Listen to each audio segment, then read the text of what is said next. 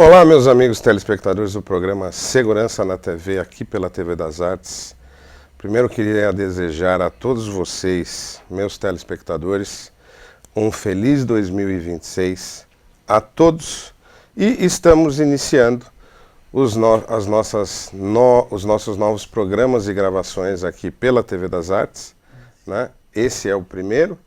Queria agradecer a todos vocês o acompanhamento que vocês me deram aí em 2025, com toda a cobertura de todos os eventos, entrevistas que nós fizemos, podcasts e etc e tal. E esse ano 2026 nós vamos começar aí com o pé direito, falando um pouquinho sobre segurança jurídica. Mas segurança jurídica não sobre um espectro amplo. Nós vamos tentar focar um pouquinho a questão da segurança jurídica na área penal, na área processual penal. E eu hoje aqui não poderia trazer pessoas mais qualificadas para trazer esse material para vocês, para que vocês possam entender um pouquinho melhor o que é a segurança jurídica, o que é o processo penal e o processo processual penal. E, finalizando, nós vamos conversar sobre Tribunal do Júri, que é direito penal, mas é um setor bem específico, né, que os meus convidados aqui têm especialidade. Primeiro, não vou discorrer aí todos os títulos e especificidades e especialidades dos meus convidados, porque ficaria aqui meia hora para tentar, né, dar um pouco para vocês do que eles têm de especialidade. Vou deixar a cargo de cada um deles para que eles se apresentem a todos vocês e, na sequência, a gente toca aí o nosso bate-papo. Primeiro, doutor Álvaro, queria primeiro agradecer a presença, doutor Fernando, e começando com o doutor Álvaro, para que a gente possa iniciar aí nosso bate-papo. Meu querido amigo, primeiramente quero agradecer esse honroso convite, né? É sempre bom estar aqui no teu programa. Quero agradecer os telespectadores que estão nos assistindo nesse momento. E meu nome é Álvaro Assis, sou advogado criminalista há mais de 18 anos, atuo no Tribunal do Júri e hoje, mais especificamente, com atuação exclusiva no Tribunal do Júri. Já passamos aí por 20 estados da federação nos últimos 3 anos, né? E graças a Deus aí com bons resultados, desenvolvendo estratégias, né, defensivas de atuação. E estamos aí para a gente trocar um papo sobre esse tema muito intrigante e que ao mesmo tempo provoca um mistério nos advogados, né?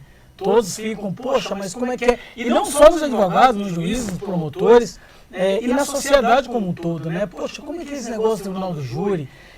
Como uma pessoa, entre aspas, que eu não gosto nem de utilizar essa expressão, um leigo vai julgar alguém sem conhecimento jurídico, né? Eu estava falando aqui com o meu querido e amigo Fernando Lieberman e conversando, eu prefiro ser julgado por um juiz leigo, um cidadão da sociedade experimentado da vida, a ser julgado por um juiz de 25 anos que acabou de tomar posse e estudou a vida inteira ali em colégios bons, em ar-condicionados, para almejar esse cargo. Obviamente que, assim, sou muito a favor da magistratura, tenho admiração pela magistratura, mas você começa a se perguntar, como é que um juiz de 25 anos vai definir solteiro, não é casado e vai definir sobre criança, guarda, paternidade, divórcio, enfim. Então, por isso que eu sempre falo, né? Eu prefiro ser julgado por um leigo mais experimentado, né? E agradeço aqui, além disso, sou especialista em direito processual pela Unisul, e sou mentor também da imersão da delegacia ao plenário do júri, onde a gente nós ensinamos as técnicas desenvolvidas ao longo desse tempo. Temos também, sou mentor de um outro produto que é infografia, quesitos e argumentações em plenários, onde a gente ensina os advogados a trabalhar com os quesitos, que são perguntas que são apresentadas ao jurado ali ao final do julgamento, e como você argumentar isso. Né? Não é só apresentar o questionamento, tem que argumentar. E dentro do tribunal do júri tem uma dialética de oratória, retórica, e a gente tem que apresentar isso de uma melhor forma ali para os jurados. Então, agradeço mais uma vez. E nós temos muita pergunta sobre esse tema, inclusive, que você acabou de levantar. Ô, meu amigo, é a nossa vida. Doutor Fernando, me fale um pouquinho aí de você e das suas especialidades. Quero aqui primeiro cumprimentar o Junqueira, cumprimentar o pessoal da Segurança na TV, né? Bater um papo antes de a gente entrar no ar, sua experiência em Consegue, e te parabenizo por isso, né? Porque a gente abdicar tempo com família, doutor também é advogado, e se dedicar para a comunidade, isso é uma coisa que diz muito sobre você, por mais que a gente se conheceu agora, mas só de ter aberto mão desse tempo em prol da sociedade mostra que você é um cara do bem.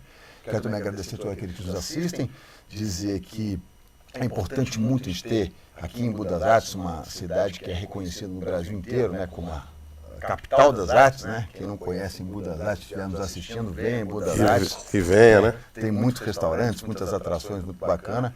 E muito obrigado aqui por esse espaço, dizer que a gente é apaixonado pelo que a gente faz. Né? Direito penal é paixão. Não adianta a gente querer inventar, olha, eu sou vocacionado. Antes de ser vocacionado, tem que ter paixão. Acho que tudo que você coloca amor, as coisas vêm com dedicação, vem com um empenho, ele é a consequência da paixão. Porque para mim, muitas vezes, não é nem trabalho. É prazeroso eu ficar um final de semana estudando um caso. Não é uma coisa que das 8 às 5, bateu às 5 horas da tarde, eu quero sair correndo. Né? Então, eu acho que o doutor Álvaro é um direto amigo, um advogado muito experimentado. Eu gosto de falar isso, para mim ele não é um ranking, cada um tem um jeito, cada um tem uma dinâmica, né? Mas para mim ele tem os 5 maiores tribunos do Brasil. Tem uma competência ímpar, um jeito uma habilidade muito apurada dentro do júri. Eu sou mais especializado no crime financeiro, né? Então eu tenho especializações em crime financeiro. Como você for que não vai falar o currículo, eu não vou me ousar a falar. Né? Mas a gente tem uma grande experiência em crime financeiro e também no crime que a gente chama de colarinho branco e de colarinho vermelho, que é o crime de sangue, que é homicídio e tal. Então, eu acho importante desmistificar, porque nós estamos aqui num programa que fala sobre segurança. Como é que advogado que defende aquele que afronta a segurança vai ser entrevistado aqui? Por óbvio, porque também aquela pessoa que errou, o Código de Processo Penal, o Código Penal diz qual é a penalidade. Porém, se ele não tiver um defensor altivo e atento, vai ser muito maior a pena do que a própria lei coloca. E muito mais, e pior do que isso, é você ter pessoas inocentes e deu a cárcere e o verdadeiro transgressor solto na rua. Então, o direito penal, eu ouso dizer que é o freio do Estado. Por que é o freio do Estado? Norberto Bobbio dizia que a sociedade se autorregulamenta, mas o Estado, né, a gente abdica do amparo da nossa liberdade com o Estado. Eu ouso dizer que o direito penal é o freio do Estado, porque pode cometer o crime um filho do maior bilionário do Brasil, ou da pessoa mais pobre, o tratamento que a lei impõe é a mesma. Mas na realidade é diferente. Aí é outra questão. Mas o tratamento que a lei impõe é a mesma. Então eu acho que o direito penal diz o seguinte, olha, pode ser quem for, o tratamento tem que ser isonômico. Então o direito penal para mim é o freio do Estado. O amigo do rei vai ser julgado, condenado ou absolvido da mesma forma do que aquele que é o subalterno. Então, eu sou apaixonado pelo direito penal e apaixonado por aquelas pessoas que militam, né? Sabe que não é fácil. Não é fácil. A pessoa fala assim, pô, você defende bandido? Que essa é a máscara que a gente escuta todo dia. Você é advogado criminalista? Porém, quando ele precisa de defensor de bandido, virou defensor de direitos. Não, e é muito engraçado porque todo mundo tem direito à defesa. E as pessoas, elas esquecem, muitas das vezes, elas falam, ah, mas você defende bandido. Eu não vou puxar uma história um pouco antiga, de uma vez que eu defendi uma pessoa, e uma pessoa da prefeitura falou, você está defendendo bandido. Eu falei, mas ela não tem direito à defesa? Você sabe quem te diz que assim, o primeiro homicídio da história da humanidade a Bíblia traz, que é Caim e Abel. Né? Quando há esse homicídio, Jesus, que é Deus, que é onipresente e onisciente, se aparece para Caim e fala assim para Caim, Caim, o que aconteceu com o vosso irmão?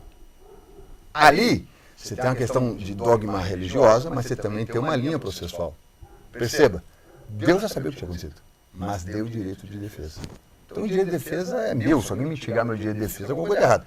Do doutor, está errado, de qualquer um de nós. Então, quem faz essa trincheira da plenitude da defesa são os advogados criminalistas.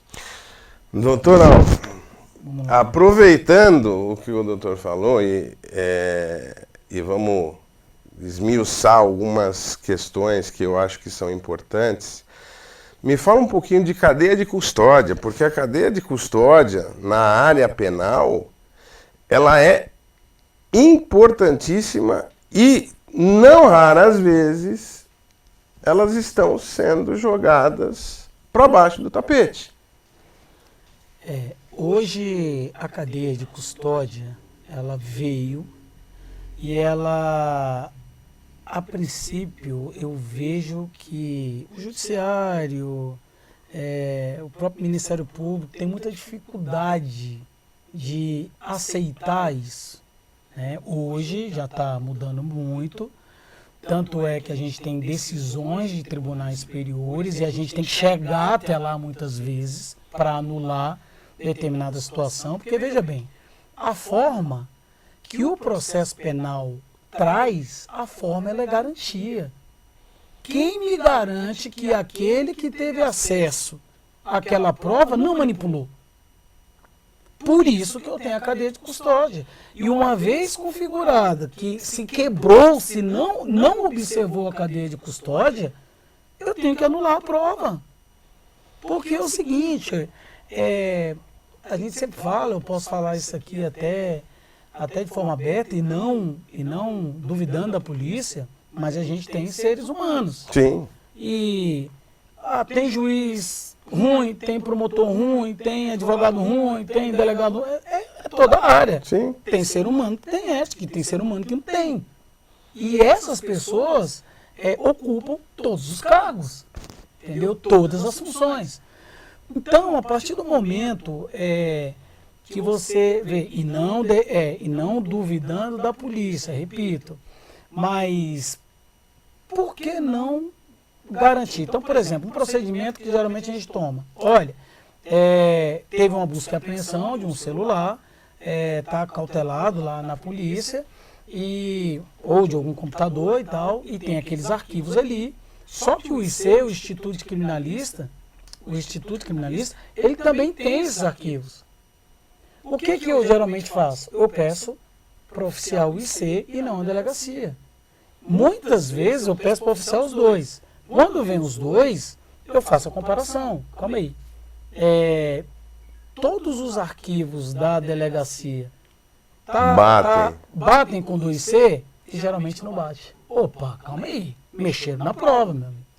Mexeram na prova, então vamos lá requerer e defender aquele direito. Ah, mas você está querendo impunidade. O terceiro que vê acha que é impunidade, mas e quando ele estiver no bolo? Será que ele vai achar que é impunidade ou ele vai querer um julgamento justo? Seja para ele, ou seja para um parente, ou seja para um ente querido. Porque é muito fácil o conceito de justiça. Por fulano de tal, eu quero a pena de morte. Você quer a mesma pena de morte por fulano de tal para o seu filho? Se fosse ele? Se a resposta for a mesma, então tudo bem. Porque o que acontece? Por mais que a gente, mas é porque não é a mãe do fulano. Por isso que tem a lei, porque não se faz justiça baseado na emoção. Paralelamente, eu sempre digo, um caso de repercussão, obviamente que a questão espiritual é completamente diferente, mas eu vou utilizar um exemplo aqui, assim, um caso de repercussão e emoção levou Jesus para a cruz. Levou Jesus para a cruz. É algo que, claro, a finalidade espiritual foi outra. Mas e nos dias de hoje? Então a gente tem, por isso que tem lei, para que se evite o julgamento na emoção, na repercussão, porque é muito sedutor condenar. E por isso que tem muito inocente. E eu não estou falando de conversa. Todos os dias nós ligamos a televisão e o que tem lá? Erros e mais erros de pessoas que foram condenadas, mas eram inocentes. A gente sabe disso, não é segredo para ninguém. Sim. Até aproveitando o seu gancho da cadeia de custódia, só quero trazer uma reflexão. É muito importante. Hoje, um percentual muito alto do material probatório vem do celular. Correto? Sim. É a vida da pessoa está lá. Ela faz transação bancária, ela conversa no WhatsApp, ela manda foto. Então, um grande percentual do índice probatório advém do celular.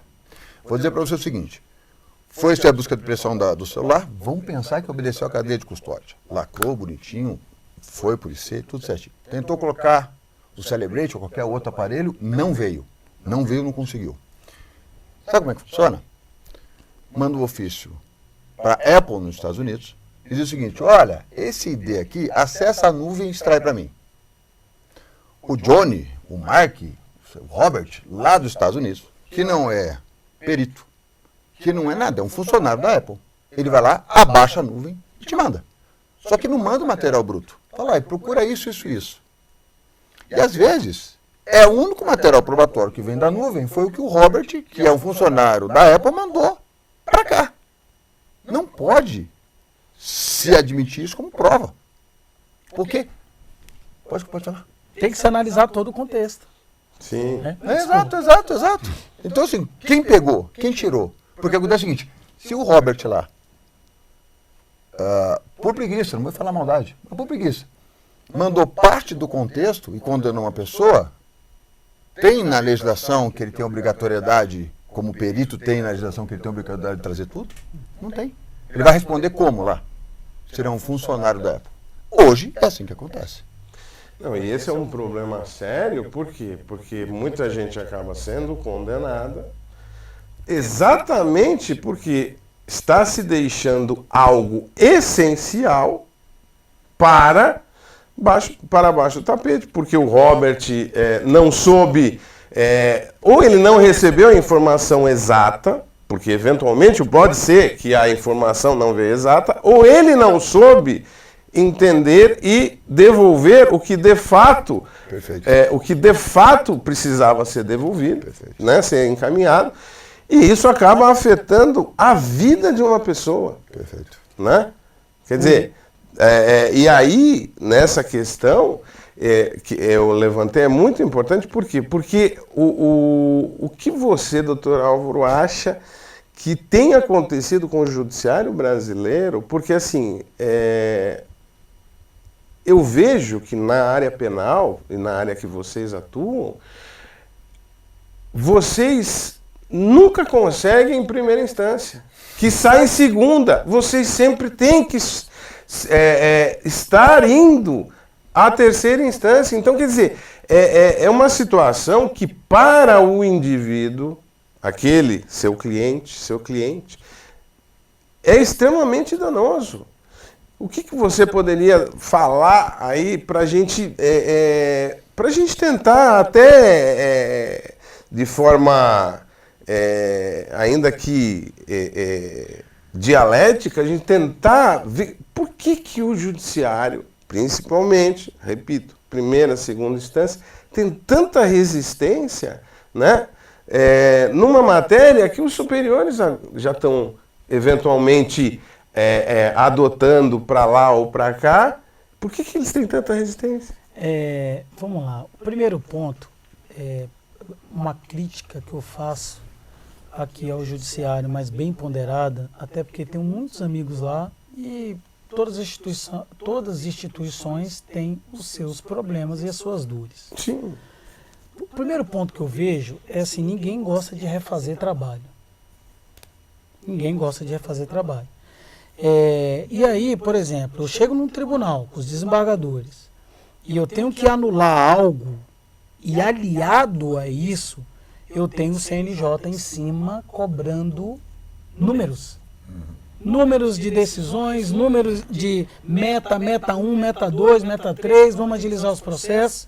E mais, que aí eu acho que é o mais grave, eu estava conversando, a gente troca muita ideia, eu e o doutor Fernando, que é assim, a gente vai vendo que os juízes acabam que vão perdendo a sensibilidade e vão acostumando em condenar.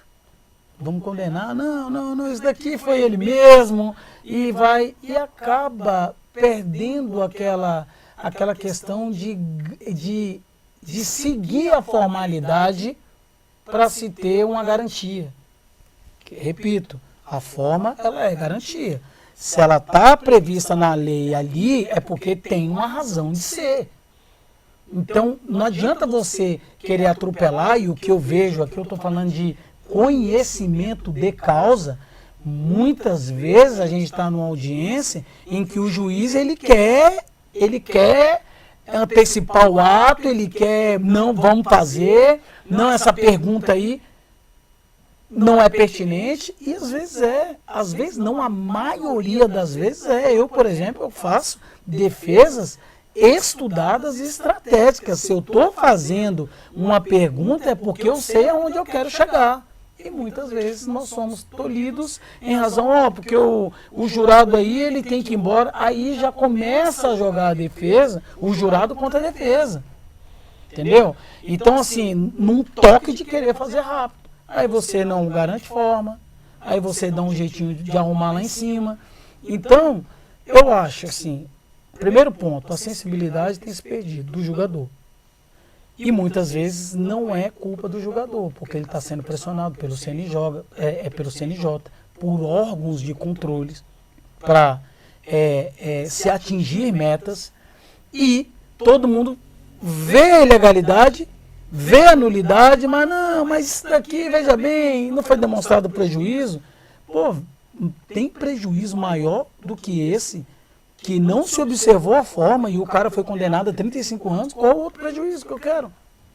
E aí o que se faz? Mas já deu a sentença, já teve o acordo, vamos anular, vai perder todos os atos. A partir do momento que se levar isso a sério, o juiz vai pensar 2, 3 vezes antes de violar uma norma, antes de violar uma garantia. E o direito penal é verdade real, né? Direito penal é verdade real. Só que é muito bonitinho quando está com o terceiro. Agora, quando isso bate em você, eu já tive clientes juízes. E é bem legal no tribunal do júri. Hoje, a minha atuação é exclusiva no júri. Por quê? Porque o banco dos réus do tribunal do júri é bem democrático. Não é só o bandidão. Não, eu já advoguei para empresário, para o pobrinho, já advoguei para autoridades que estavam no júri, já fiz júri de policial. Então não é assim, entendeu? E o homicídio, ele é um crime de ímpeto. Esses dias, recentemente, o ministro do STJ falou assim, olha, o homicídio hoje, ele infelizmente acaba sendo um crime do cidadão de bem.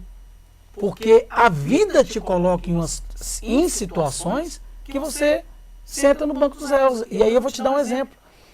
Você sai daqui, tô a fim de assistir um jogo, bota uma velocidade a mais, atropela alguém e deixa um promotor entender que você assumiu o risco. É júri.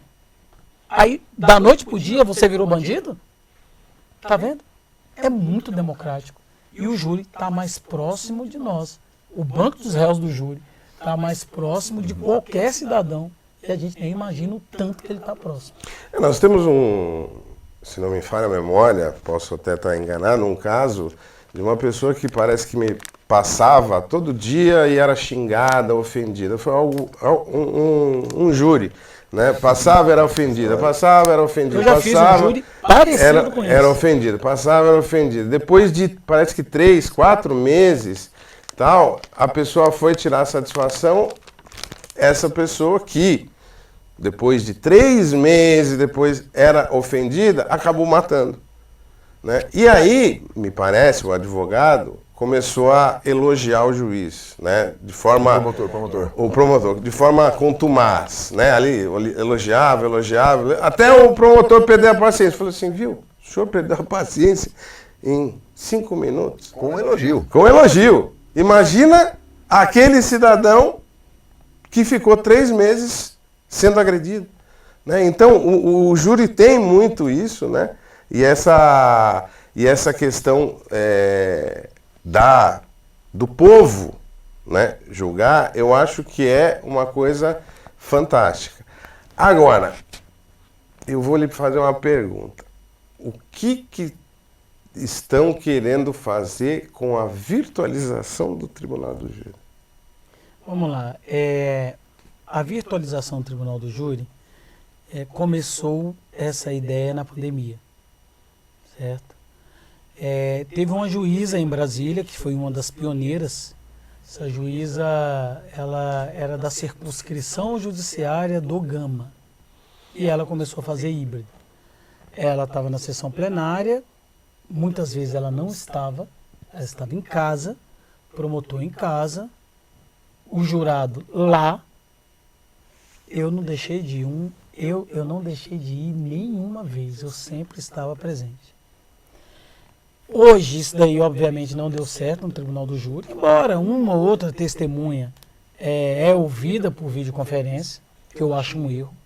Porque quando você está na videoconferência lá, embora eu acho um erro no júri, mas quando você está lá, e eu já vi isso inúmeras vezes, inclusive eu sou muito atento, até prejudicou o Ministério Público. Por quê? E eu tenho prova disso hoje. Hoje eu ensino justamente acerca disso. Inclusive, recentemente aconteceu comigo de novo. Que foi o quê? Eu estava inquirindo a testemunha e eu ouvi uma voz de alguém orientando a testemunha. Isso é uma maravilha para a defesa. Tá? Então, eu gosto de ouvir todo mundo ali no plenário. E não raras vezes aconteceu de eu estar inquirindo o policial está na tela e ele estava lendo o relatório. E não pode, o artigo 204 do Código de Processo Penal veda isso. E eu falei, excelência, questão de ordem. Está nítido o que ele está lendo. E aí você tem que explicar isso daí para os jurados. O que muitas vezes eu vejo? O advogado, ele vai na lei seca e ele não explica para o jurado. Qual é a intenção e a intenção não, qual é a percepção do jurado? O doutor ali está querendo tumultuar o processo. Não é. Porque o jurado não conhece a lei. Então, tudo que eu faço, ou vou arguir de nulidade hoje no júri, eu explico para o jurado por que eu estou fazendo. Só que eu não explico diretamente para ele. Eu falo, excelência, é só uma questão de ordem. Está errado. Está errado que, por exemplo, recentemente, o último júri que eu fiz, final do ano passado, dezembro, uma perita começou a ler o relatório dela. Eu falei, excelência, questão de ordem. Aí o promotor se insurgiu, não, porque ela tem direito. Só que a assombração tem que saber para quem aparece. Sim. Aí eu falei, doutor juiz, antes do senhor decidir, me ouça. Aí ele, tudo bem, doutor, o senhor está com a palavra. Eu li a lei, falei assim, a lei diz isso. O doutor, o promotor, ele é fiscal da lei. Como fiscal da lei, ele tem que saber do que nela está escrito e preservar aquilo dali. O doutor fez um discurso belo, mas está errado, porque a lei fala isso. Aí eu li o artigo e falei, e ninguém é dado o direito de se colocar acima da lei, doutor, falando com o juiz. Mas esse papo que eu estava trocando ideia com o juiz, na verdade, eu estava explicando para o jurado. O que o juiz fez? Acatou a minha manifestação. Álvaro, se o juiz não tivesse acatado a sua manifestação, ficaria claro para o jurado que o juiz estava violando a lei, porque afinal de contas eu tinha acabado de ler o artigo. Então, esse tipo que não é manobra, é você clarificar para pessoas do povo.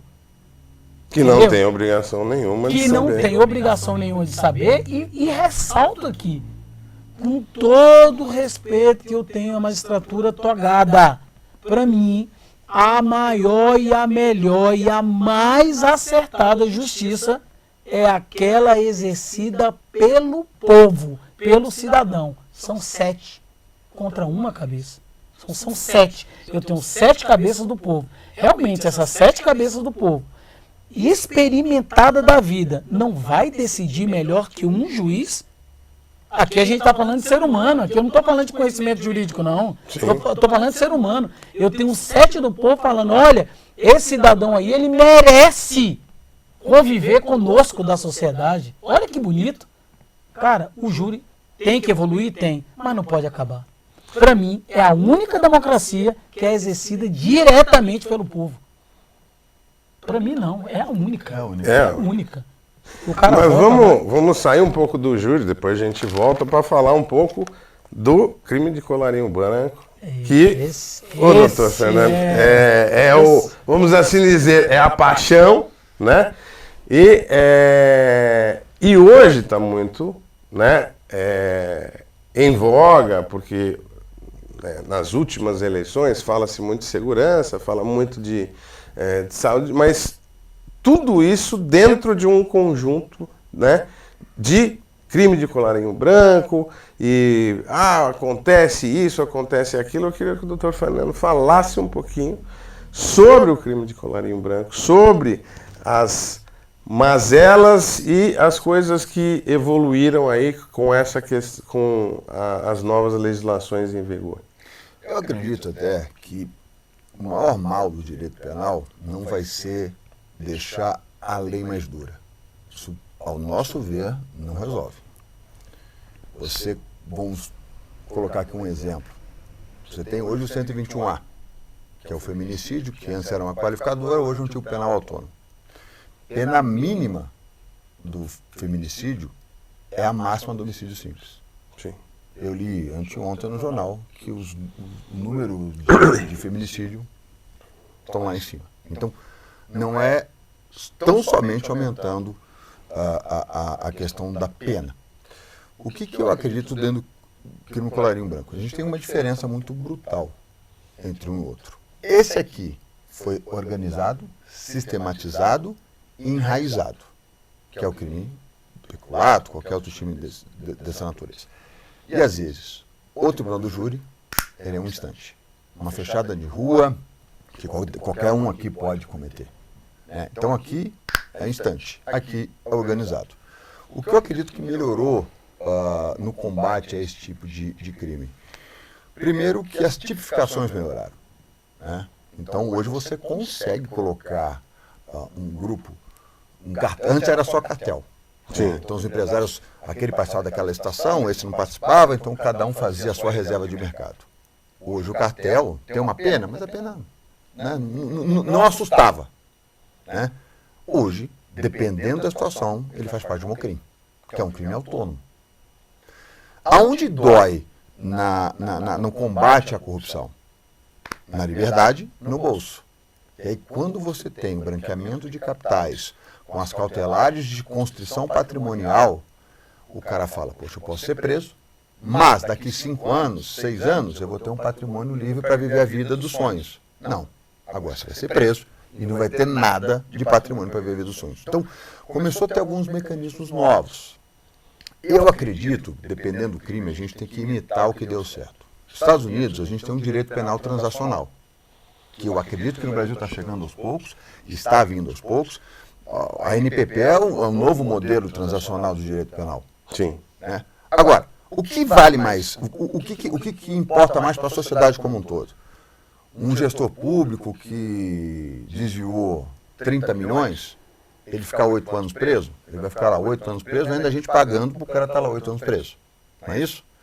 Porém, se a gente fizer uma concessão financeira nesse cara, e falar, olha, você vai ter que devolver os 30 milhões e vai ter que fazer isso em prol da sociedade. Vou exemplificar como funciona nos Estados Unidos. Aquele filme Prenda-se se me for capaz. Leonardo DiCaprio é um excelente filme. Aquele menino era um fraudador, quanto mais, um menino fora da curva da inteligência, e vamos esquecer a questão subjetiva criminológica. Mas era um moleque fora da curva. Quando a gente da FBI conseguiu prendê-lo, fizeram um acordo com ele. Falou, ou você vai preso, ou você vai trabalhar no FBI, no sistema antifraude. Eu acho que isso é o resultado do direito penal na fonte. Era melhor esse cara ele devolver o dinheiro e continuar custodiado, ou o Estado se servir dele para evitar que há outras fraudes? Então, você prender e encarcerar, e a gente tem, infelizmente, a gente tem a cultura do encarceramento no Brasil. Sim. Principalmente o cautelar, que é um absurdo, né? Quando você fez a pergunta doutoral, a questão do juízo de primeira instância, ter muita decisão reformada, isso a gente vê na prisão cautelar. Você vê o Schietti e outros grandes ministros do STJ, assim, muitas vezes abafando. Gente, a gente já falou, a gente decide aqui o seguinte: 312 do Código de Processo Penal, da segregação cautelar, ela tem que ser demonstrada. A exceção é o encarceramento cautelar. A regra é a liberdade. Mas não é assim que funciona. Virou o contrário. Virou o contrário. E você, lá, ministro, que paga a conta social. Poxa, você tem aqui o clamor social, ele foi preso e saiu. O que nem assim, o que eu entendo, parlamentares têm que entender de processo penal para fazer qualquer tipo de modificação do processo penal. Vamos acabar com a saidinha. Ele foi estudar porque existe a saidinha. É bonito, é retórica para eleitorado, mas eu não sou político, o doutor não é político. O eleitorado é legal a retórica. Agora, a base do processo penal, que veio da Alemanha, que é de ressocialização, funciona? Não, definitivamente não. Então, assim, qual que é a ideia? 3 mil não voltaram. Não voltaram, né? Tá, mas 70 mil voltaram. Esse cara que cometeu esse homicídio aqui agora estava na saidinha. Se tivesse preso, não cometeria o homicídio. É retórica. Então, eu acho que a gente evoluiu muito na questão da investigação, uma polícia muito bem equipada, na questão da imputação, só que a gente não investiu nas garantias daquele assistido. Isso não é investido. Então, quando você tem seleção probatória, existe seleção probatória. Quando você tem um monopólio, quem produz a prova? É o Estado. Se o advogado quiser contrapor aquela prova, tem que contratar um perito particular. E eu tenho que contrapor aquela prova.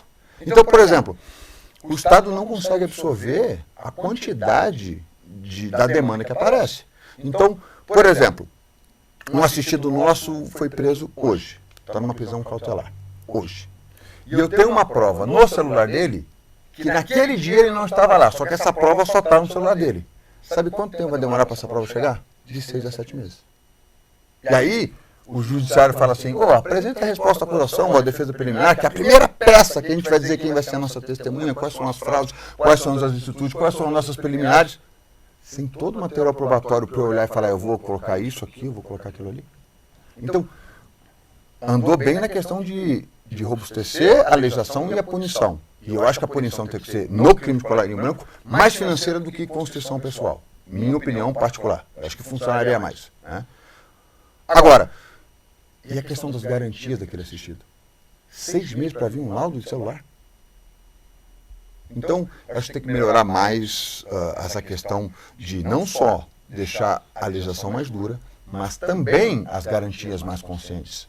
Porque se eu estou deixando mais duro, eu vou estar penalizando antecipadamente, eu tenho que deixar as garantias mais fortes também. Não adianta só elevar a régua da persecução penal, da investigação, de equipamento, e eu não conseguir dar a resposta que o Estado tem que dar para demonstrar quem é quem. Não, isso aqui realmente merece.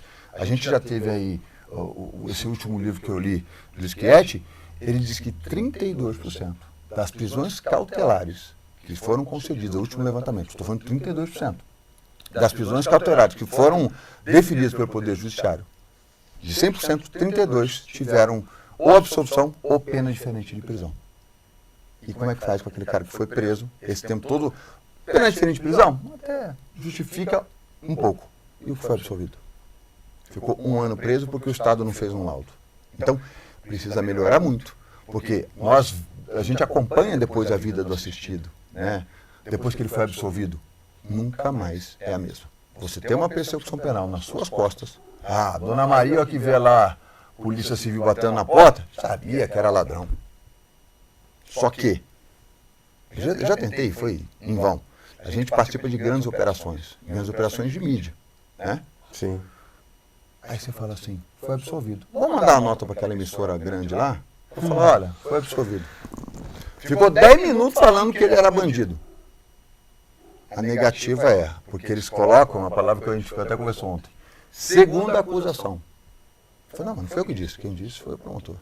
Então eu acho que assim, a gente teve um embate em um processo nosso, e a gente colocou, o promotor não pode ceifar reputações precocemente de pessoas honestas.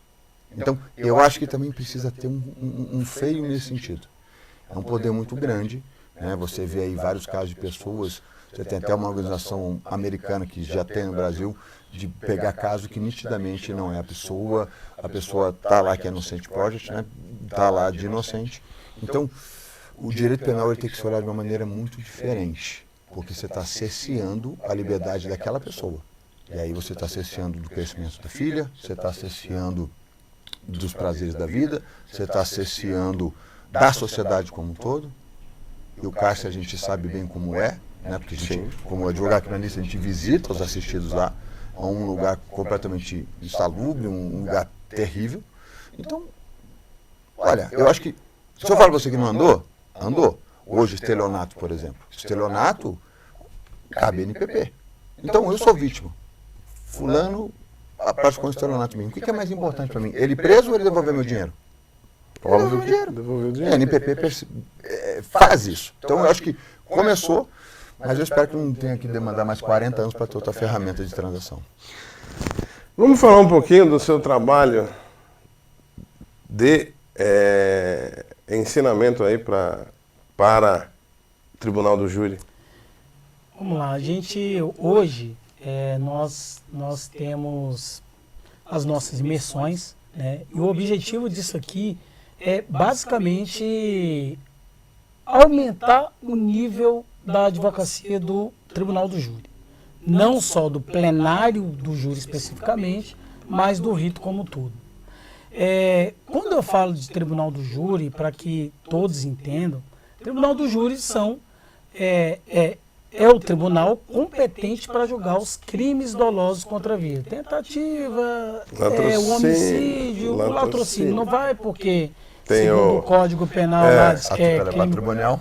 Isso, a tutela patrimonial, mas eu tenho o homicídio tentado, e aí entra ali aborto, infanticídio, auxílio ao suicídio, enfim. Esses crimes vão ser julgados pelo povo e os crimes conexos. O que são os crimes conexos? Aquele que, a grosso modo, no mesmo contexto fático ocorreu. Então, por exemplo, camarada matou e roubou o carro do irmão no mesmo contexto. Vai ser julgado. Aí não é o latrocínio, vai ser julgado. O homicídio vai ter e vai ser julgado o roubo. O camarada matou e estuprou. Então, tudo vai para o júri. Pois bem, o que eu tenho visto ao longo dos anos? Quando eu não estou fazendo júri, eu estou assistindo. E aí eu percebi a diferença de atuação dos promotores, que são pessoas que passaram em uma prova difícil, a OAB também é uma prova difícil, mas ele passa nesse concurso e lá tem escolas, e enfim, o camarada faz curso. E eu vim com essa ideia justamente para equilibrar essa luta. Porque, vamos lá, no plenário do júri, por exemplo, que é a fase final desses tipos de julgamento, o promotor ele já sai na frente da defesa. O promotor de justiça, ele é o paladino da justiça, ele está ali, né, ali para a sociedade, e em contrapartida eu tenho ali o advogado, e na visão de alguns, tá ali, é amigo do bandido, é todo mundo bandido. Está aqui para mentir para a gente. E não é isso. Isso daí é uma mentira. É uma falácia que muitas vezes é jogado e aí quem não tem uma maturidade pega aquilo dali como verdade. Pois bem, então, diante disso e vendo essa dor do advogado, a gente lança uma primeira imersão, que é da delegacia ao plenário do júri. Então, lá nesse curso, e a gente trabalha só com questões práticas e reais. Não é cursinho, não é balela, não é entregar vento. Seja milionário em 48 horas. Aquela coisa, não é isso. Tanto é que hoje a imersão é um sucesso. O doutor Fernando também é palestrante lá. E o que acontece? A gente vem aqui, a gente trata desde o primeiro contato do advogado para com o cliente, inclusive tomando cuidados jurídicos para ele não responder, seja civilmente, criminalmente ou qualquer outra situação junto com o cliente, até o julgamento final dele. Até na sala, na antiga sala secreta, hoje chamada sala especial, que é onde ocorre o próprio julgamento e o voto ali dos jurados. Então a gente lança esse primeiro produto, então a gente fala da postura do advogado, a gente fala o que perguntar, o que não perguntar, a gente fala da postura da inquirição especificamente, e a gente vai subindo no procedimento, tanto a questão teórica como a prática. E a prática a gente vai mostrando vídeos até nossos mesmo, de atuação no dia a dia, e a gente chega no plenário. E aí, graças a Deus, esse curso ele foi um sucesso. Esse curso ele só tem ele presencial. Pra você ter uma ideia, na última imersão foi em Brasília, no Distrito Federal, eu sou oriundo de lá, né? Teve 100 advogados de todos, da maioria dos estados da federação, de todo o Brasil, e ali a gente troca experiência, né? Pois bem, feito isso, saiu um segundo curso, que é infografia, quesitos e argumentações em plenário. Que a infografia, basicamente, é o que o Jornal Nacional faz hoje, quando ele dá aquele destaque no depoimento. O Fantástico utiliza muito isso. Então a gente trouxe essa inovação para o plenário, claro, já tinham outros advogados, poucos advogados que faziam. A gente trouxe isso daí, então a gente ensina essa técnica, e nesse mesmo curso a gente trabalha com os quesitos, que são as teses, né? E a gente ensina a argumentar essas teses. Então, poxa, como é que eu vou trabalhar com a legítima defesa? Como eu vou trabalhar com excesso culposo? O que eu vou passar para os jurados aliado à prova dos processos, enfim. Então, tudo isso a gente passa para o advogado. Inclusive, faço até o convite para você e para os telespectadores que tiverem interesse, que entre os dias 6 e 8 de março, lá no Ibirapuera, no bairro Ibirapuera, aqui em São Paulo, pela primeira vez, teremos a imersão em São Paulo, nós já estamos na 7ª edição, em São Paulo, a imersão da delegacia ao plenário do júri. Então não entra celular, mas o celular fica lá fora, cautelado, direitinho, você vai poder pegar a qualquer momento, mas você vai usar isso daí lá fora. Por quê? Porque de fato é uma conversa entre advogados e de fato você sai de lá com a cabeça assim a mil, porque realmente muda a visão daquele plenarista, daquele advogado que quer atuar no júri, ou aquele advogado que já atua no júri. Então é um papo que não pode sair dali, não tem nada de errado, mas não pode sair dali porque é uma conversa ali entre colegas. Como é que a gente vai enfrentar uma retórica de um promotor, determinados pontos, enfim. Então, e também para não tirar a atenção do próprio advogado. É engraçado que eu falo assim, olha, se você não ficar pelo menos 15 dias comigo na cabeça, eu não atingi o objetivo, eu tenho que devolver o dinheiro.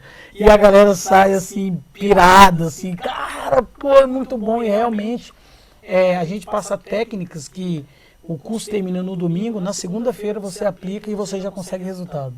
E eu tenho vários feedbacks disso. Eu até faço um desafio, se não gostar, né, eu devolvo o dinheiro, porque realmente é um produto consolidado. Eu costumo dizer que eu não sou vendedor de curso, eu sou advogado, eu faço júri. Só que, dado a essa demanda, tanto é que assim, as pessoas vão e adoram, gostam, fazem... Pô, tem gente lá que já fez 5 vezes, 6 vezes, entendeu? E não deixa de fazer. E eu tenho a preocupação de atualizar essas imersões, porque realmente eu faço júri e aí eu vou também aperfeiçoando. Então é muito legal, muito bacana, e vou aproveitar até para fazer um convite e vou dar um desconto especial para o telespectador do Segurança na TV. Tá? É só chamar lá no Instagram, ADV Álvaro Assis, chama no direct e nós estamos juntos, e você vai sair de lá transformado para quem quer atuar ou quer aperfeiçoar ali no tribunal do júri.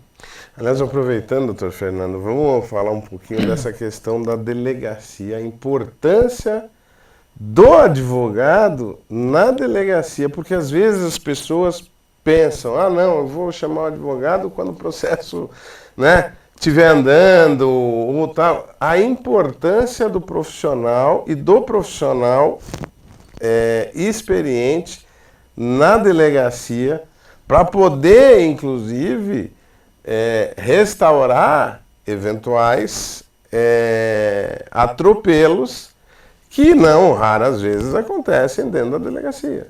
Olha, perfeita colocação. E eu falo que aquele advogado que é bom é aquele que é matador de inquérito. Porque se você fez no inquérito não virar uma ação penal, você teve sucesso e êxito na delegacia, né? Então, eu vou pegar um exemplo clássico, e é um fato já consumado, já julgado, então não há muitos problemas acerca dessa fala. Isso tem vídeos até dizendo sobre isso. Quando um delegado começa uma linha investigativa, ele tem várias opções do que pode ter ocorrido. Várias. Se o seu assistido for lá e não saber qual é a linha que ele está indo, da imputação que pode chegar até ele, dependendo do que ele responder, ele vai diminuindo a linha investigativa.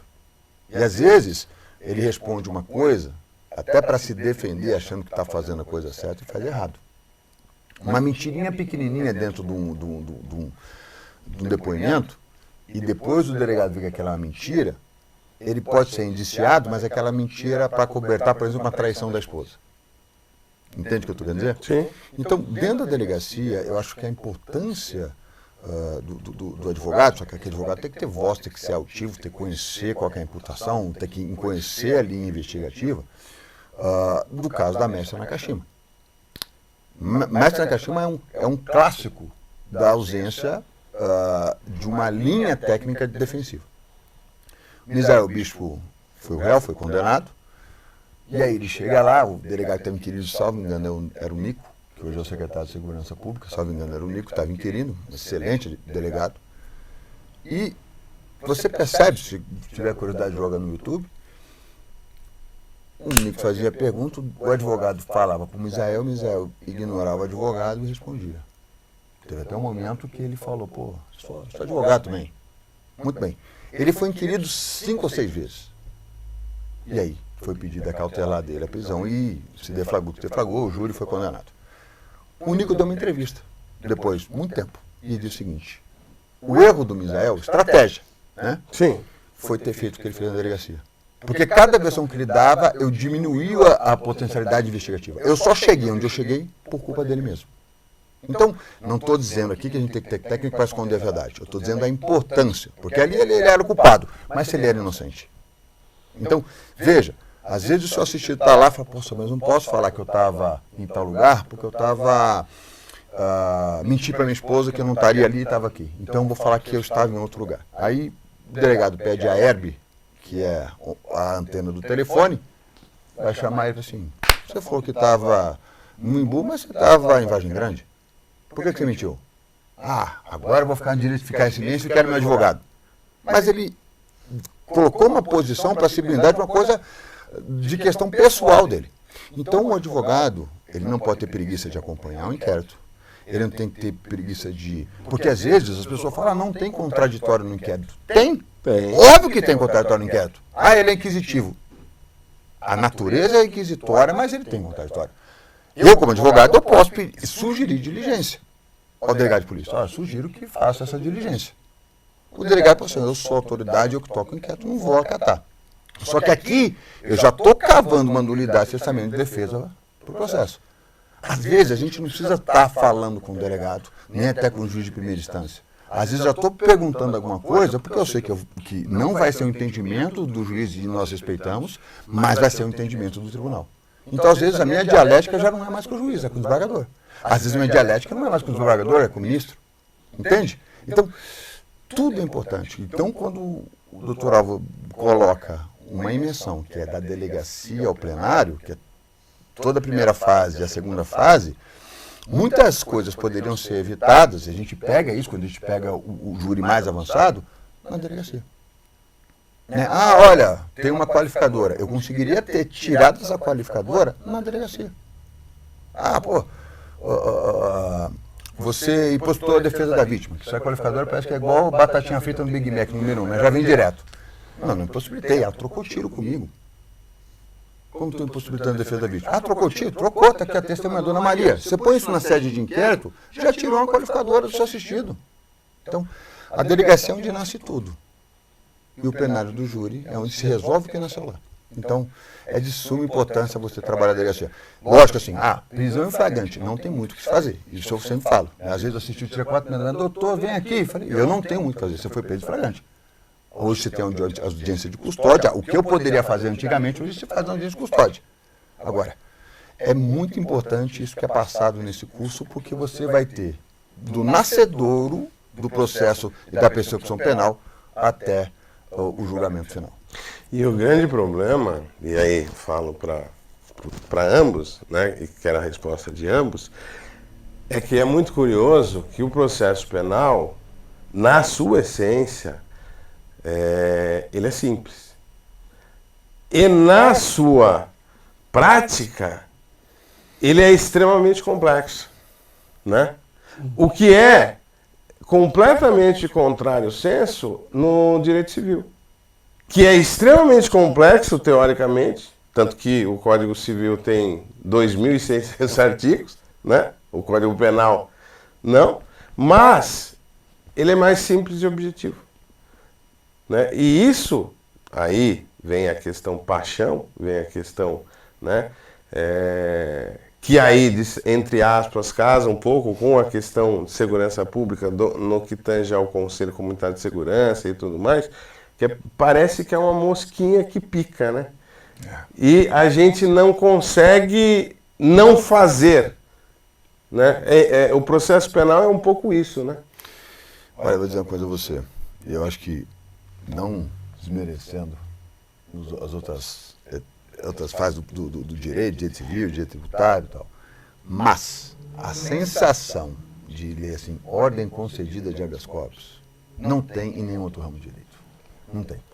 Por quê? Você está restaurando a dignidade, a liberdade, imediatamente, a liberdade, a dignidade, e você tem uma pressão familiar que é um negócio que quando você dá notícia para a pessoa, você vibra junto. Às vezes eu tenho que me controlar, penúltima sustentação oral que eu fiz no TJ, terminei a sustentação, foi para a votação, concedeu o habeas corpus. Eu peguei e fiz assim, o desembargador me olhou, falou, doutor, é amigo do réu? Eu falei, não, é meu assistido. É a mosquinha que você falou, pica. Por quê? Porque você restabelece uma coisa que nenhum outro dia. Lógico, poxa, eu escutei isso de um advogado de família, que você é especializado nisso. Hoje está mais perigoso advogar na família do que advogar no crime. Porque você está mexendo com filho, com não sei o quê, tal. Mas o que eu quero dizer é o seguinte, o direito penal ele é complexo por várias questões na execução dele. Mas ele não há nenhum outro direito, ramo do direito, que consegue trazer a emoção que traz no direito penal. Não há. Não há aquele cara que está no júri, que está encarcerado há 2 anos, ser absolvido naquele momento. Naquele momento, assim, acabou o meu pesadelo. E você restituir a dignidade daquela pessoa, restituir a liberdade daquela pessoa, me fala em qual ramo do direito você tem isso. É emoção pura, né? Eu diria que é a emoção mais essencial e pura que existe. Porque nos outros, você concedeu um direito, você ganhou um processo, teve uma procedência, uma questão civil, né? São questões mais mercantis, vamos assim dizer, né? Que não estão adstritas a um cerceamento de liberdade, né? Ou coisa que vale. Então, são coisas mais... menos emocionais, mais realistas, mais materiais. O que o direito civil restitui, ou qualquer outro direito, é muito material, exatamente o que eu ia falar. O que o direito penal restitui é a dignidade. Então, eu consigo uma indenização pela morte de um ente querido. Seu ente querido já foi. Você não consegue, com aquele dinheiro, aquela indenização, materializar nada. Agora, restituir a liberdade de um inocente... É porque na maioria das vezes o processo penal você vê o fim. Até você falou da complexidade. Eu já fui, muitos anos atrás, advogado civilista, dava aula de processo civil e de direito civil, e na mesma ocasião ministrava também penal, processo penal, e eram aulas muito didáticas, boas, que é questão de dom mesmo. E aí, o que eu via? E eu sempre fui muito atuante. E nessa época aí também, hoje não, eu não mexo com mais nada disso, perguntar eu já esqueci um bocado. O que acontece? Quando eu estava do lado de lá, eu advogava para muitos empresários, e eu tocava os processos, e aí chegava na fase de execução, e tinha execução que passava 15 anos, 12, eu peguei a execução que já tinha 12 anos, e eu toquei por mais 10. Então meio que você não viu o fim. E no processo penal você vê o fim. Você vê, não, saiu condenação, vamos para execução. Você viu o cara sendo preso. Entendeu? Ou não, conseguiu uma ordem de habeas corpus. Você vê o direito sendo efetivado imediatamente. Muitas vezes, no processo civil, você pega uma tutela de urgência, você concedeu a liminar. Até para se efetivar isso, é mais demorado, na maioria das vezes. Você vê assim, o caso que vai mais rápido no processo civil, por exemplo, digo processo civil como um todo, no direito médico. Você pega, entra com antecipação de tutela, pede uma liminar nessa antecipação de tutela, no caso de saúde, por exemplo. Dependendo da situação, eu já tive uma situação que o juiz de primeiro grau, própria minha, negou. Eu estava numa dor desgramada e eu tive que ir para o plantão, aí que o desembargador deu. Então, assim, que é aquela questão do juiz de primeiro grau, que, enfim, né, e era uma questão de saúde, assim, comprovada. Foi dali que qualquer ação minha hoje, graças a Deus eu não coloco a minha qualificação como advogado, eu coloco autônomo. Porque parece assim, eu vou negar porque ele é advogado. Tanto é que quando eu recorri, e era um feeling que eu tinha, quando eu recolhi eu coloquei autônomo. Eu não estou mentindo, eu sou autônomo. Se ele me perguntar o que eu digo que sou. E aí veio a decisão do desembargador, 4 horas da manhã, mandando me internar com urgência e tal. E, enfim, então assim, no cível, salvo essas questões excepcionais de urgência, você demora muito a ver aquele direito efetivado. No criminal, não. No criminal, sai uma ordem de habeas corpus, é cumprido imediatamente. Você vê o fim do processo penal. Mas antes tinham processos que se alongavam por... Hoje não é mais essa realidade. Hoje não é. Hoje, com o CNJ, e aí tem essa questão, por exemplo, teve uma situação, quando veio o CNJ com a reforma, com a emenda constitucional 45, teve relatos do CNJ que tinha processo há mais de 10 anos trancado no cofre, quando eles saíram para a inspeção. Hoje não existe mais isso. Hoje é difícil, porque hoje, com 100 dias, processo concluso, a Corregedoria e o CNJ tem controle de tudo e está em cima do magistrado. E aí, o que está acontecendo com esse processo aí? Bora? Entendeu? Tem que andar. Então, hoje você vê mais a efetivação desses direitos. Agora, o processo civil tem mais recursos, tem mais coisas, vai na execução, embarga a execução, impugna a execução, impugna a penhora agrava o instrumento, agrava do agravo, anegou, respe, recurso em sentido e sobe o trem. Então, fica mais embolado nessas questões. Então, eu acho que o processo penal hoje, ele se tornou mais simples. Você vê o fim. O processo civil você ainda consegue ter essas questões. É a minha opinião, né? Doutor Fernando, me diga o que o doutor acha sobre a virtualização do processo. Olha, eu acho, de uma certa forma, até a instrução, excelente. Eu lembro quando eu era estagiário, eu tinha que deslocar até o fórum, tirava foto daquela pixel, né? E aí colocava, imprimia e tal. Hoje você ter ele ali a 3 cliques na sua frente facilitou muito.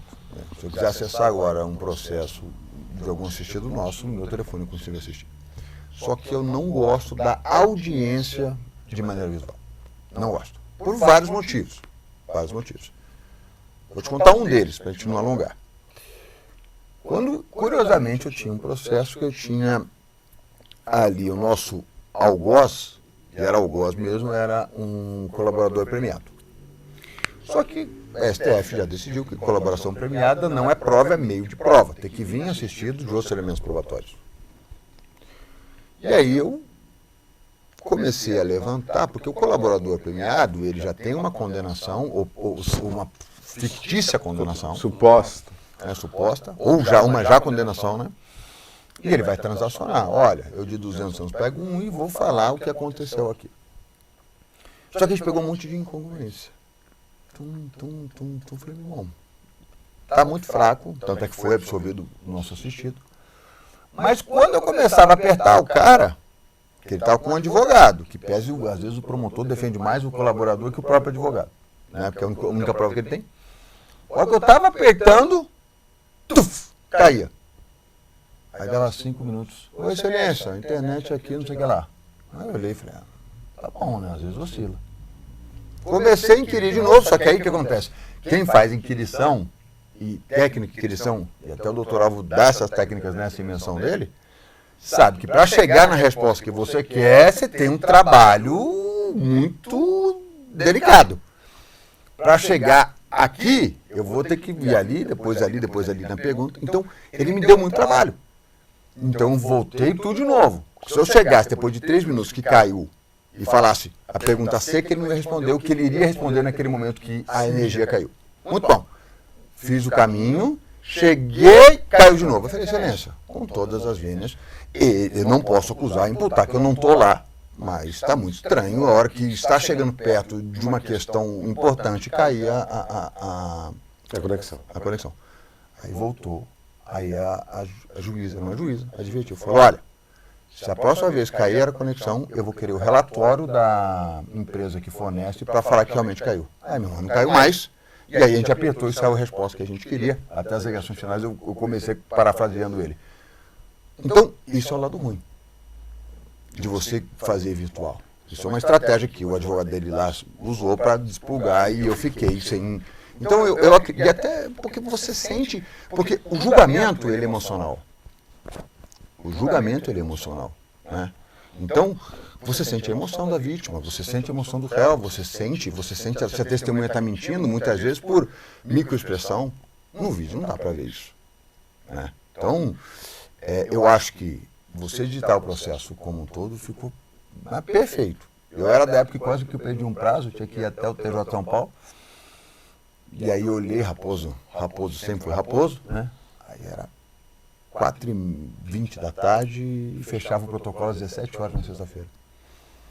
Eu chamei o motoboy e falei, vem cá. Ele falou assim, o que é para levar? Só que era um tribunal específico de crime tributário. Não sei nem se existe mais, porque faz muito tempo que eu não faço crime tributário. Falei, cara, se eu der na mão do motoboy, eu não sei se ele vai protocolar no local certo, porque é específico do específico.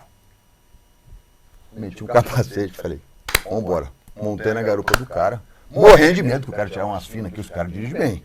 Falei, mas se cair aqui, ó, morre eu, morre ele.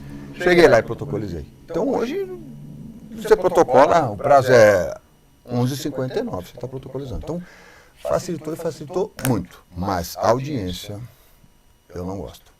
Não, doutor Alvo. Além do júri, né? Para além do júri. Isso, para além do júri, foi um avanço, e foi um avanço, infelizmente, por conta de um momento trágico, que foi a pandemia. Um avanço que, por exemplo, a OAB do DF, a princípio, pelo que eu sentia dos advogados, não vou nem falar em nome da OAB especificamente, a gente teve uma resistência, tá? Mas ela trouxe também vários benefícios. Um dos benefícios lá para o DF, por exemplo, foi a questão da videoconferência e de criar um sistema para separar o preso. Antes eu chegava lá, ficava 2, 3 horas, tomava chá de banco. Hoje, do meu escritório eu separo o preso por dia tal, eu só entrar na vídeo e já falo com ele do meu escritório. Então teve vários benefícios.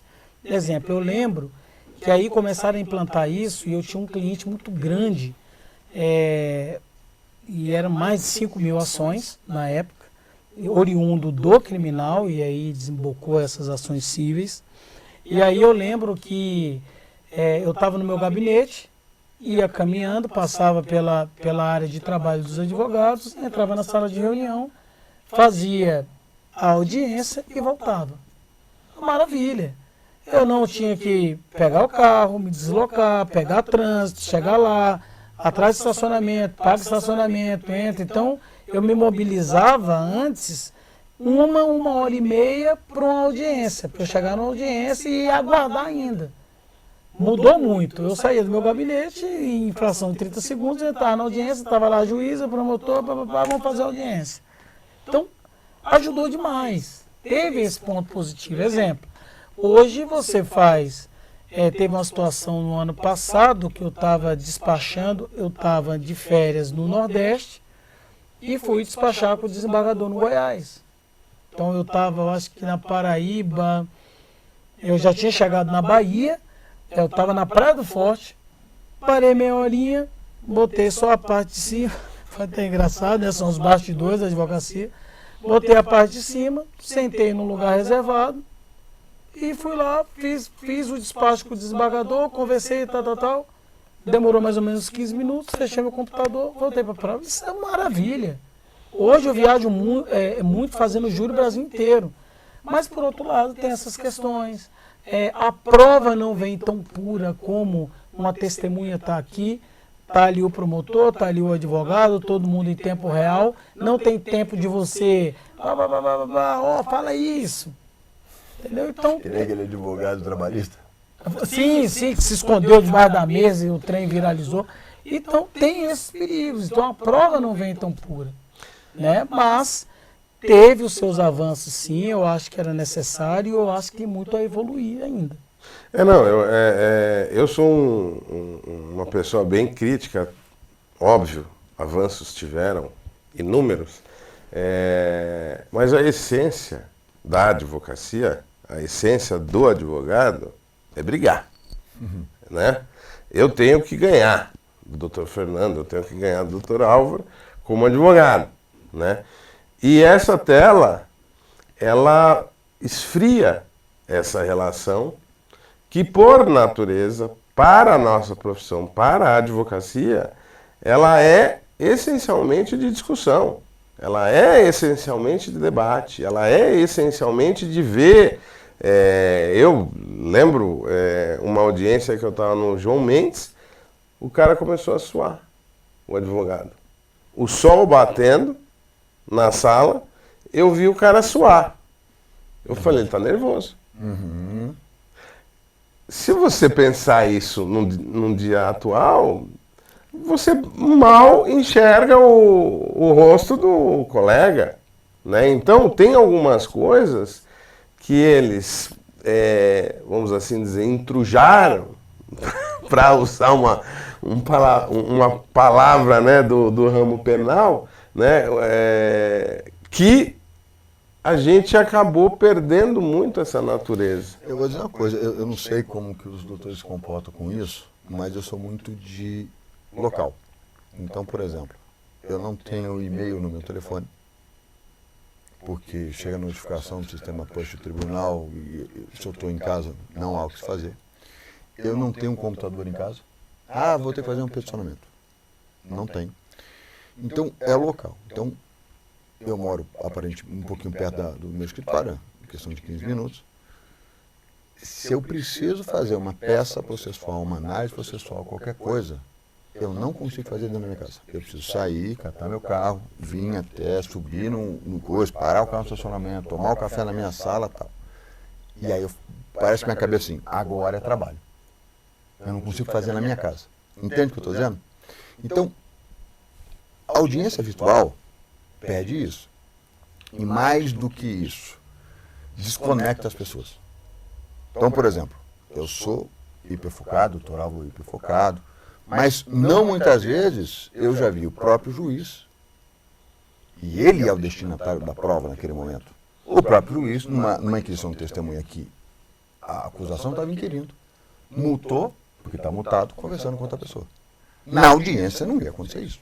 E é natural que o juiz vai se estranhar. Às vezes ele está fazendo audiência na casa dele. Sim. Às vezes o filho falou, mãe, ou pai, quero isso, pô, peraí. E aí perdeu-se um detalhe, uma resposta importante da testemunha, que ele é o destinatário da prova.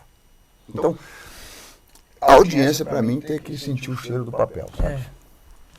E no nível que está, hoje, muitos enxergam como um atraso. Se voltasse presencial. Já teve determinação do CNJ para voltar. Sim. Só que meio que me parece que não pegou muito. Já teve para voltar e não. Aí tem algum juiz, não, vou aplicar virtualmente.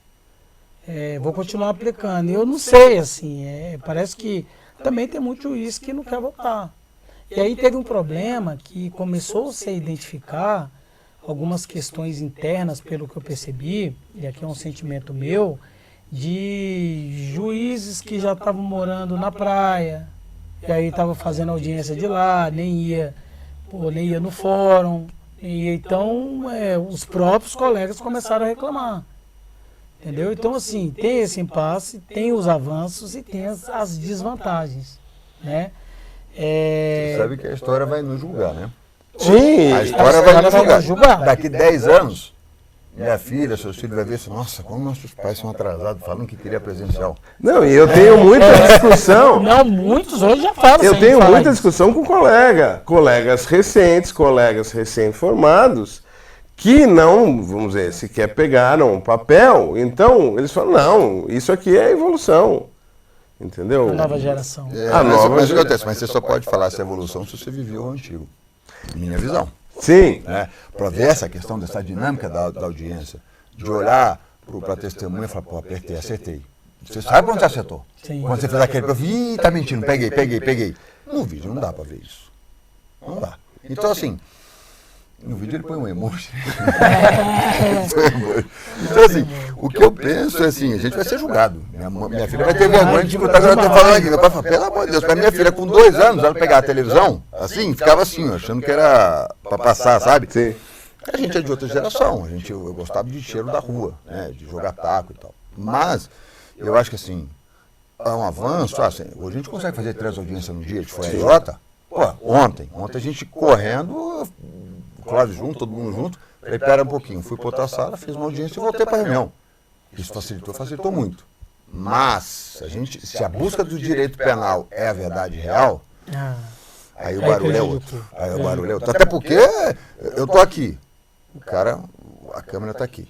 Eu posso ter alguém auxiliando a testemunha escrevendo. Não, isso não responde. Balança a cabeça. O ser humano é muito criativo. Sim. Só aquele que se escondeu embaixo da mesa que não deu muito certo, porque faz 360 graus aí. Então, assim, o avanço tecnológico é importante. Agora, avançando um pouquinho essa conversa, aí tem gente que fala assim, pô, porque a inteligência artificial vai substituir o advogado. Sabe quando isso vai acontecer? Nunca. Só por um motivo. E é o que eu sempre brigo. Eu falava para meus alunos, inclusive dei aula aqui na FAEM, aqui na sociedade. Eu falava isso para os meus alunos. A diferença do que está escrito e do seu problema não é só hermenêutica. É como você encaixa o que está escrito para o seu problema. Então, o direito ele é sentimento. Ódio, paixão, ele é movido a sentimento. A máquina não tem sentimento. Então a máquina não vai conseguir discutir aquilo que ela não tem. A máquina pode te ajudar a achar uma jurisprudência excelente. Mas discutir aquilo que ela não tem? Então, um crime passional, como que entende? A máquina não ama, como que ele vai julgar? Clemência, que o doutor Álvaro é excelente em clemência. Como que uma máquina vai explicar a clemência? Por quê? É que o doutor Álvaro disse, nós aqui, qualquer um de nós aqui, pode estar sentado no banco dos réus do júri. Sim. Porque às vezes não é opção. Eu sou doente pela minha filha. Não sei nem terminar minha frase. Se algo acontecer com ela de uma maneira que eu nem gostaria de pensar, eu vou estar no banco dos réus, com toda certeza. E quem tem filho, acho que a grande maioria... Eu acho que qualquer pai, qualquer mãe é vamos dizer, pretenso, réu, né? Sim! Nessas circunstâncias que... Homicídio em potencial. Eu falei até brincando pro Clóvis esses dias, eu falei assim, Clóvis, se o cara fazer alguma coisa pra minha filha e for preso, eu advogo pra ele de graça, para buscar a liberdade dele aqui fora, porque aqui fora a gente vai conversar diferente. Você entendeu? Porque isso é daqui, entendeu? Então, é natural. E, para encerrar, eu queria que o Dr. Álvaro me falasse um pouquinho da questão de qual é a função do juiz no tribunal do júri e a questão da escolha dos jurados. Eita. Bem, a função do juiz, a princípio, ela está prevista no artigo 497 do Código de Processo Penal, que determina as funções dele no plenário do júri. Mas, basicamente, ele vai presidir a sessão, organizar os trabalhos e decidir questões incidentais que porventura ocorrerem durante o julgamento pelo plenário do júri. Então, basicamente, ele vai ser aquele mediador ali e aplicar a pena, se for a sentença. Sim. A pena não, a sentença, seja absolutória, seja condenatória. Então, ele vai organizar aqueles trabalhos ali. Muitos falam que o juiz, a função do juiz ali é de menor importância, de forma alguma. Falam que a função do juiz, utilizam até, eu não vou me recordar agora a expressão, até pela força do cansaço aqui, né? A gente correu pra caramba esses dias, mas é como se fosse uma samambaia no plenário. De forma alguma, quem está falando isso não sabe o que está falando, porque o juiz ele tem uma importância fundamental no plenário do júri. Notadamente, claro, o protagonismo não é dele, mas notadamente ele tem um poder muito grande, inclusive de influenciar os jurados, seja positivamente ou negativamente. Ele tem uma frasezinha, uma palavra fora de contexto que o juiz solte ali, ainda que não esteja intencionado, aquilo dali influencia o jurado. E quem é do júri sabe o que eu estou falando. Esse é o primeiro ponto. Então, para mim, na minha visão, que atuo no júri, vejo que ele tem uma função fundamental de presidir os trabalhos. Pois bem, e a questão da escolha dos jurados? Importantíssima essa questão. Por quê? Hoje o promotor ele tem diversas ferramentas que ele tem acesso e que facilita muito o trabalho dele. A defesa não tem. É necessário o advogado profissional que leva a sério a advocacia do Tribunal do Júri, a investigação dos jurados, claro, da mais forma aberta possível, no Instagram, no Facebook, as poucas ferramentas que a gente tem. E isso não há nada de errado. Eu falo investigação de jurado, entre aspas, porque a gente não tem ferramentas aprofundadas para isso, porque você tem que saber quem é que vai julgar o teu cliente. Porque, por exemplo, eu não quero um jurado que absolva o meu cliente. Eu só quero um jurado que me ouça, que escute a dialética, que está disposto... Não, calma aí. Eu vou analisar o cara. Tem jurado que chega ali e simplesmente faz assim, ó. E fica ali e não quer ouvir a defesa. E a gente não está ali para mentir. Eu estava falando isso ontem, eu fui entrevistado ontem, estava falando. Álvaro, mas por que você tem tanto resultado assim? É tão difícil. É porque você é muito bom, eu sou bom nada. Eu procuro sustentar o sustentável. É só isso. O segredo da minha carreira hoje é isso. Eu não vou para o impossível. Não, porque não tem jurado bobo. Não tem jurado besta hoje, não. Todo mundo é conectado na internet, é informado, é estudado. Então, por que eu vou querer me botar numa situação superior àquele jurado? De forma alguma. Então eu levo isso muito a sério. Até porque eu geralmente me coloco no lugar do jurado. Eu falo, pô, se o cara tá contando a história para mim, eu vou ficar com raiva dele. Então eu costumo até falar, eu passo muita tese de clemência, que é o perdão mesmo. Clemência é o perdão, é o jurado perdoando.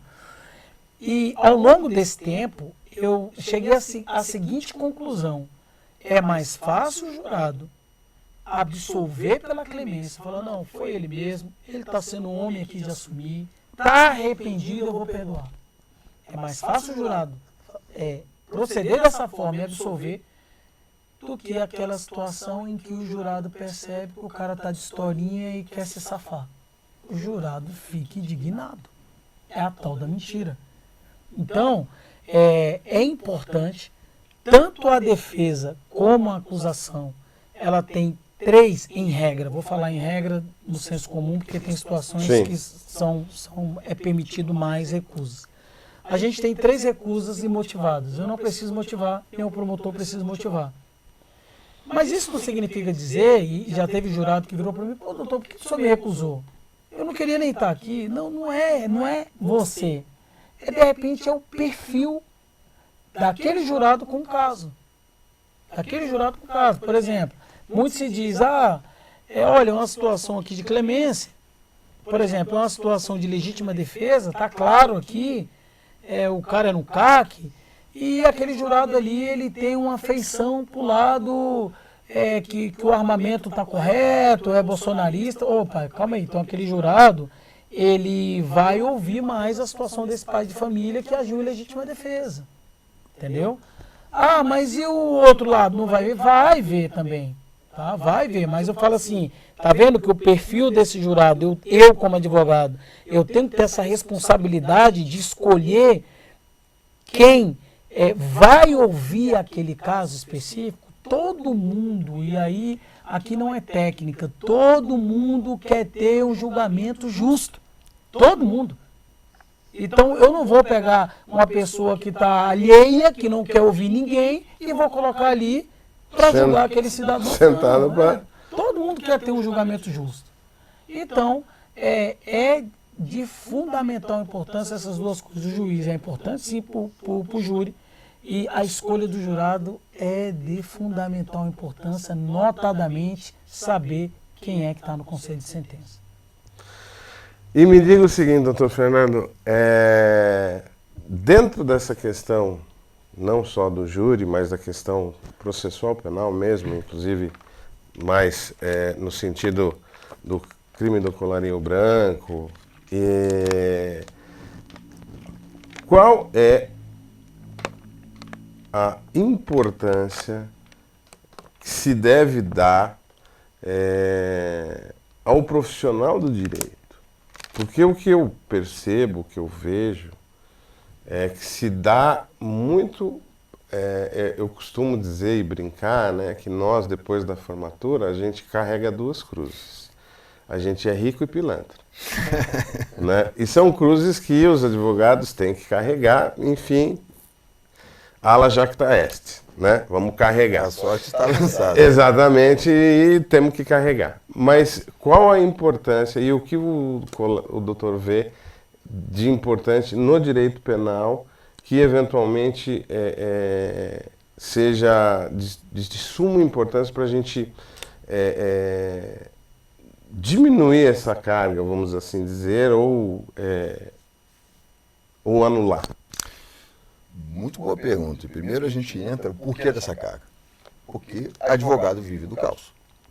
Do caos do terceiro, mas é do caos. Então, na área de família, quem fica com aquela casa, quem fica com a guarda das crianças e tal.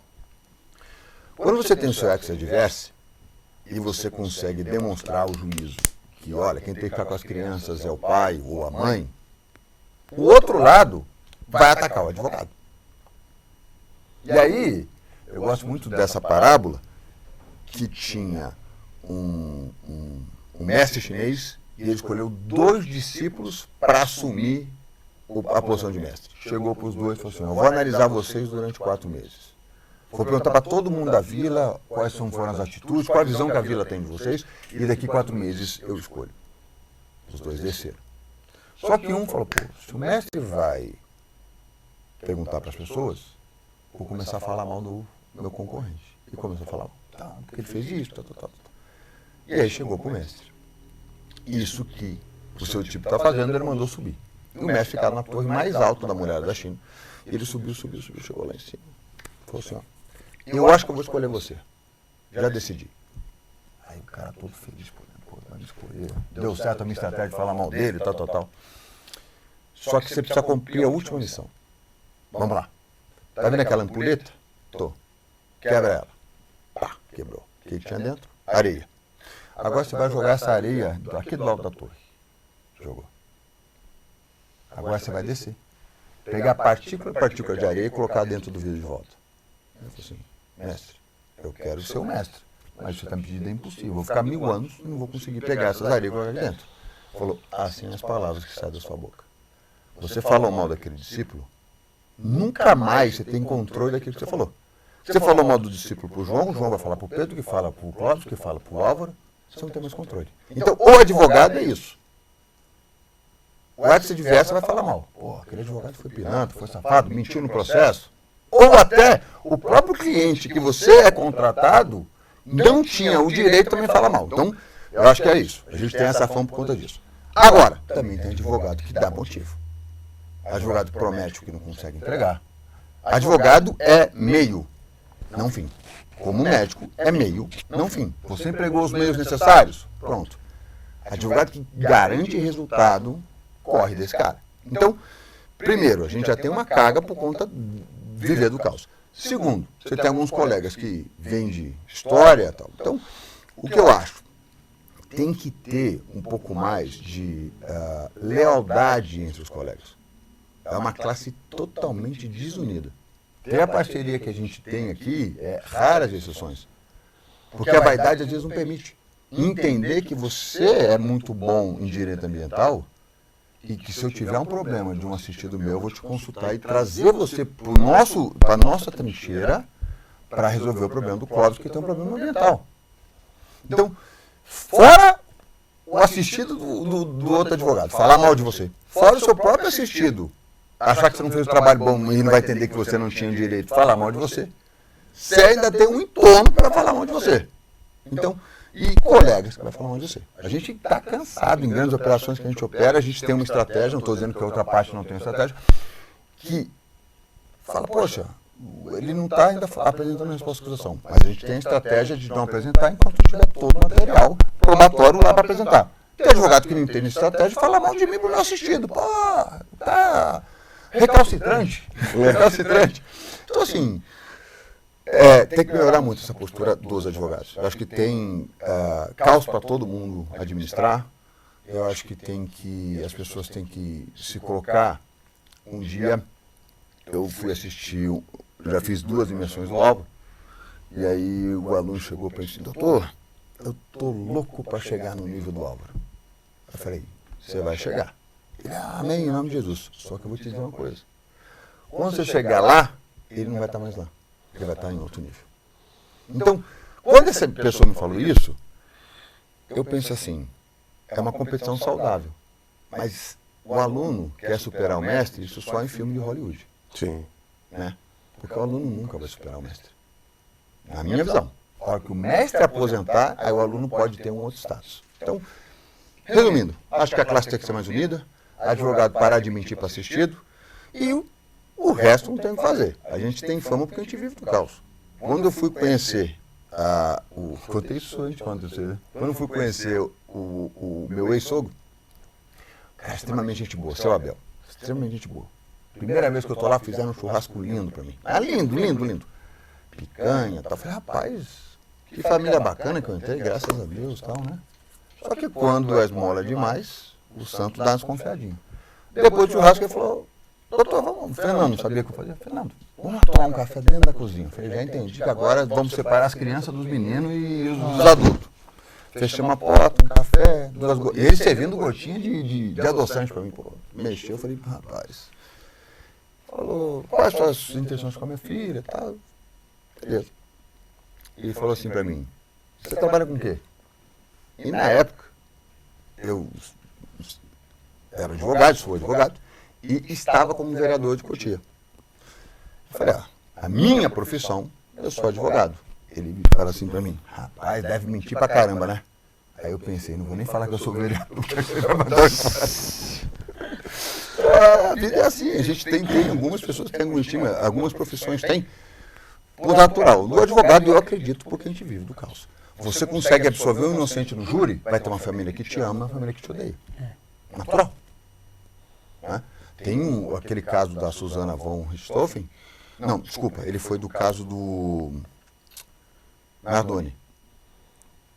Eu encontrei ele no STJ, o advogado dessa causa, que é o Roberto Podval, um excelente advogado criminalista. Ele falou, irmão, eu estava entrando, eu tomei um soco no estômago. As pessoas confundem. Eu não estou... Jesus, ele não ama o pecado, ele ama o pecador.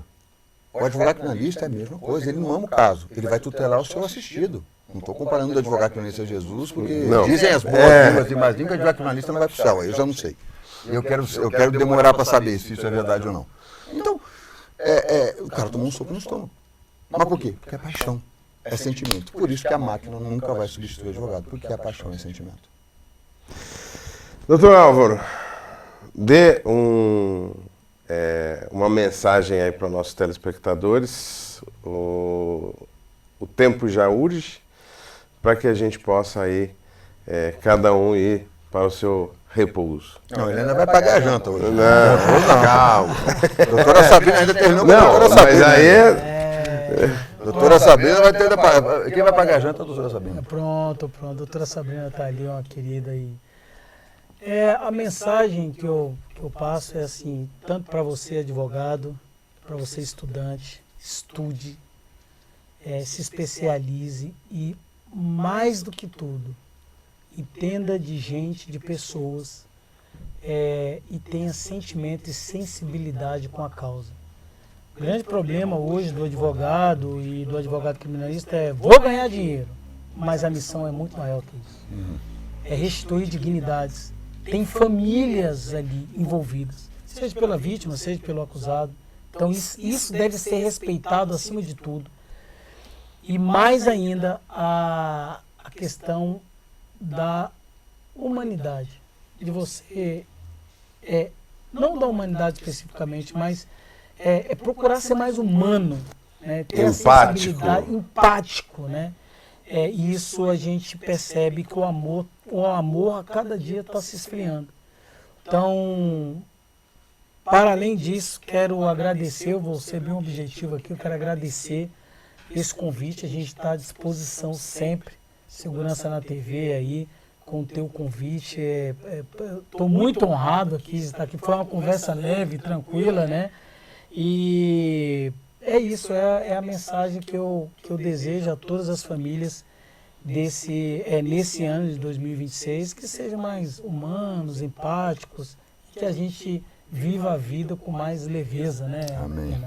Então, muito obrigado. Doutor Fernando. Quero que agradecer a oportunidade de estar aqui, Segurança na TV, parabéns pelo trabalho, e dizer o seguinte, o que eu penso, né? Acho que se o conselho fosse bom, as pessoas vendiam, não dá, mas eu sou teimoso e gosto de dar conselho. Se a gente for olhar a lei de Italião, olho por olho, dente por dente, a gente entende que a importância dos princípios e daquilo que a gente dá a relevância às coisas, elas são igual. Se você quebrar meu pé, eu vou quebrar o teu. No nosso direito, a liberdade, ela sobrepõe a vida, porque senão seria pena de morte para homicídio. Então, o que se contempla para aquele que perdeu, que vai perder a sua liberdade, é você ceifar uma vida, então, entende-se, né, que pagaria com a vida.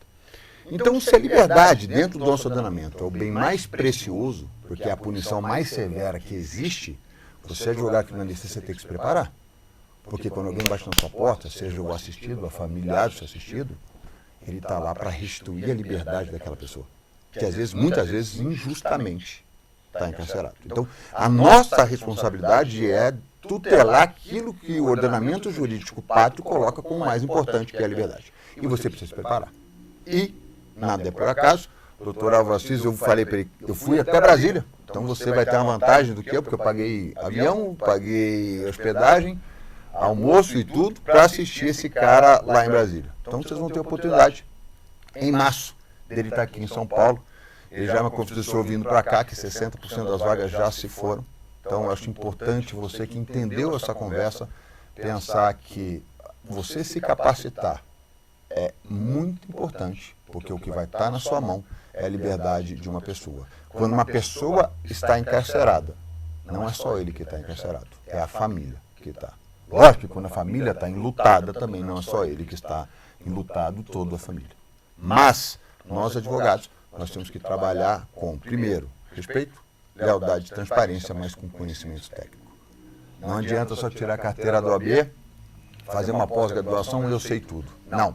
Todo dia tem novidade. E aí eu vejo testemunhos dos alunos do curso deles assim, eu já estou no quinto. Pô, mas ele está na 7ª edição, então só veio 5 seguidos, 25 seguidos, porque cada curso traz uma coisa diferente. Então, eu acho que é importante se capacitar dentro da responsabilidade que é tutelar aquilo que o ordenamento jurídico colocou como mais precioso, que é a liberdade.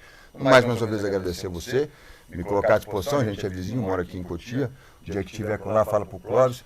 O Clóvis ontem, pela primeira vez, você já viu língua de mosquito, não? Não. Nem eu, mas ontem eu vi o dinheiro do Clóvis, pagou o jantar ontem, fiquei impressionado, porque eu nunca conheço o Clóvis, nunca vi ele tirar a mão do bolso.